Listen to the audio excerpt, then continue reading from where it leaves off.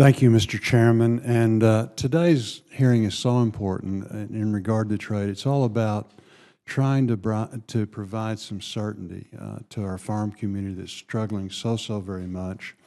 And then also, the other thing that we've got going on is the Farm Bill. And I want to thank Senator Stabenow, Senator Roberts for providing the leadership that we need to get that done. Again, that's all about certainty and trying to put the safety nets in place. So we do appreciate you, and even more importantly, your staffs for their hard work. We know who actually does the work around here, so they're working hard. So I just got off my ag tour a couple weeks ago and traveling all around. We do that every year in Arkansas, and certainly trade was right at the top, regarding in the sense that always, it doesn't matter what the situation, we've got a very difficult situation now, the retaliatory actions are always against agriculture first. And that's the situation that we're in. And so I think, the farmers in Arkansas are willing to work with the administration. They understand, that we need not only free trade, but fair trade. On the other hand, they are anxious to wrap this up as quickly as possible. The other thing, and our farmers are smart, they understand that we've got 5 customers in the United States. We got 95 all over the world that we need to be selling to. People like Japan, people like Cuba, things like that. So can you tell us, Ambassador Dowd and Undersecretary McKinney, you talked about trade relationship with Japan. Can you expand on what the next steps should be in regard to getting a market like that in place? Do you see an opportunity for the U.S.-Japan bilateral free trade agreement to come to fruition?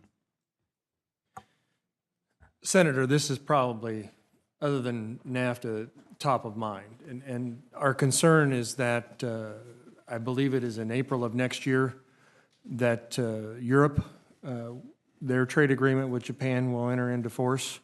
Obviously, Canada and Australia have trade agreements with Japan as part of the TPP apparatus. So we're right here right now, but sometime next year, those 3 countries' tariffs are going to go down here, and we're going to still be up here. And the U.S. industries are already coming in to see me saying, we need to address this. And let me assure you, we at USTR completely agree. There isn't anyone in the building that doesn't want to do a trade agreement with Japan. We understand this is a sensitive issue.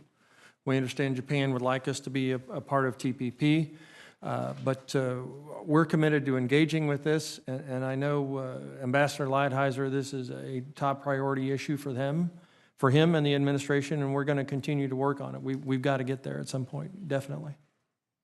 What other countries hold the greatest potential for getting an agreement worked out? When we refer to Southeast Asia, the other country that is important to us is Vietnam, obviously. And if you do Vietnam and Japan, we have agreements with essentially every other country. That is TPP. Mm-hmm. Another country that is quite interesting is the Philippines. As the Senate chairman knows, I'm an old wheat guy from Kansas. Even I was surprised to learn that the Philippines is our #3 market for U.S. wheat today.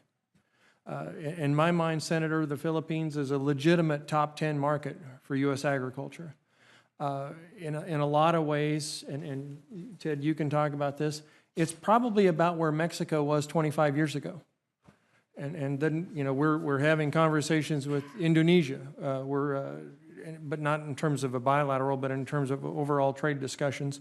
We're very interested in Africa and getting something going there. And obviously, down the road next year, we'll see what evolves with the UK and Brexit. And I have to tell you, what I appreciate more than anything else is my boss, Ambassador Lighthizer, was in Europe this week. And he said here in the Senate when he testified, and the first thing he said to Commissioner Malmstrom when he was over there this week was, agriculture has to be a part of any trade discussion. Mm-hmm. That, to me, is just an incredibly important thing for U.S. agriculture. As we all know here, dealing with the Europeans in agriculture has been a difficult issue for all the time that we can remember. And I can't tell you how gratifying it is for the U.S. trade representative to say that the first thing in these kinds of discussions. No, that's excellent. I know I think I can speak for the committee that we will help you any way we can in that regard. Very quickly, because my time is out, but the Iraqi tenders regarding rice, we had a situation where in the past they have disregarded,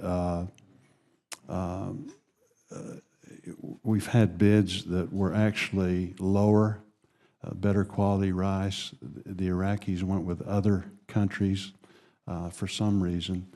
We've reached a little bit of an agreement there. I guess what I would like is just kind of a yes or no. Will you help us hold their feet to the fire in the sense of keeping their agreements and making sure that we have a free and fair situation in that regard?